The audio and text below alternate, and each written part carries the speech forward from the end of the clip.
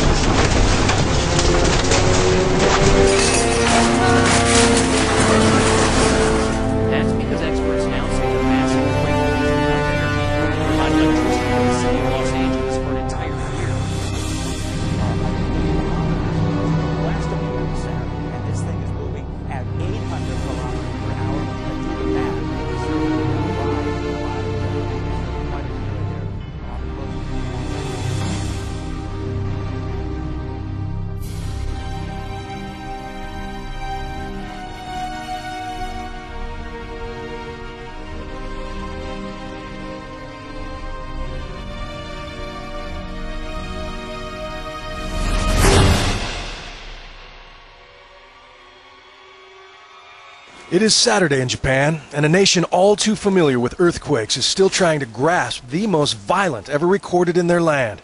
The countryside is choked with smoke from fires that burned all night long.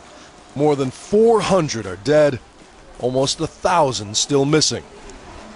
Entire neighborhoods are underwater, and the world watches as 2 nuclear reactors remain dangerously unstable. As rescues begin in Japan, families back here in the States anxiously await any word on their loved ones. But it was this moment, 2:46 in the afternoon, when Japan's nightmare began. The ground began to shake. 32 million people here in Tokyo braced themselves for the worst. The 8.9 magnitude tremor violently jolted the country. It was 1,000 times stronger than the earthquake that struck Haiti. Large chunks of buildings fell to the streets as people rushed for cover. The communication infrastructure so stressed, the occasional phone call or Skype interview is the only way to get eyewitness accounts. It started off as a shake and then really turned into more of a swing, and just, you know, things falling off shelves, and this real sense of kind of nausea and seasickness almost, with the whole earth shaking underneath you. I did think at one point that I really might die here. The Japanese TV station's NHK offices across the country shook. I couldn't keep standing.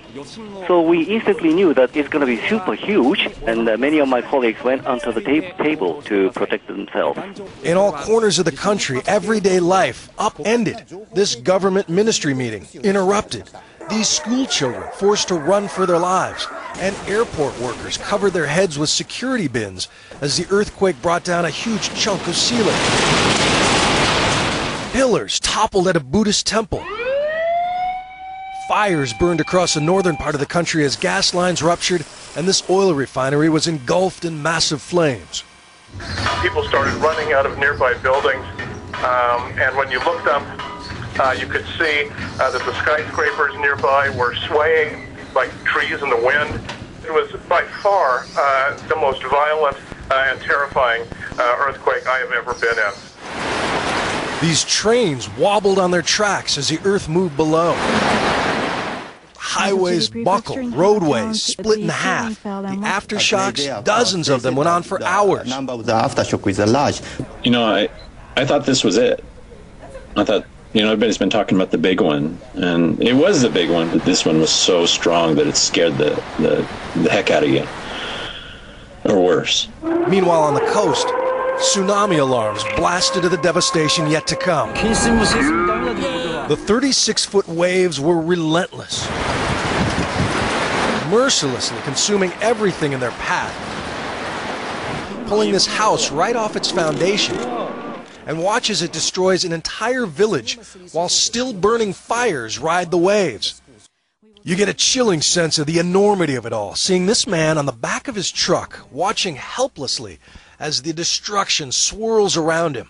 You're seeing live footage of a tsunami engulfing the port area of Kamai City in Iwate Prefecture. This is what's happening right as we speak. Hundreds of cars were swept along the current. Boats tossed like bathtub toys.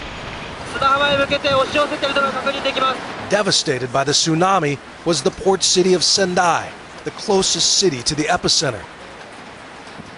Floodwaters consumed the city's airport. And with runways underwater, people sought refuge on the roof of the terminal. The quake triggered a state of emergency at 2 of the country's nuclear reactors. With their cooling systems crashed, a China syndrome meltdown and radiation leaks are feared. Thousands within a 6-mile radius were evacuated, and cooling agents were rushed in, part of a desperate effort to avoid the worst. The clock is ticking. Every minute that passes, we come closer to the time when there could be a secondary earthquake, when a weakened pipe finally just gives way, ruptures, and all that cooling water bleeds onto the floor. The clock is ticking. It means that we have to get those backup generators on site working as soon as possible. American Ryan McDonald shot this video. Oh my God. That is the biggest earthquake to date. He was just 65 miles south of Sendai. Oh!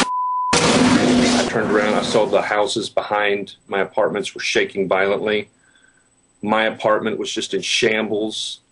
I actually started feeling like I could die. It is still going. Oh my God, the building's gonna fall. I just drove around to try to find food. All the grocery stores are closed. We do not have any food or very little food. This was my dinner, cup noodles, and thing of orange juice, and that was it. That's the last thing I ate, and that was about 10 hours ago. The only other things I have in the house are like this half thing of tomato sauce, which I'm gonna make that work somehow. You know, the many houses around the coast area flashed away, so people lost their houses or possessions. Even they don't have anything, you know, to eat or drink, or you know, they cover themselves over the night. Overnight, the military loaded up supplies to be distributed, but by morning, the destruction was in full view. Tall buildings alone in a sea of water and debris, many still stranded on rooftops. Older buildings, traditional homes, little more than splinters now. Cars ready to be shipped abroad are burning, and in the mountains near Nagano, the ground crumbled beneath the railroad tracks. There are even fears about avalanches.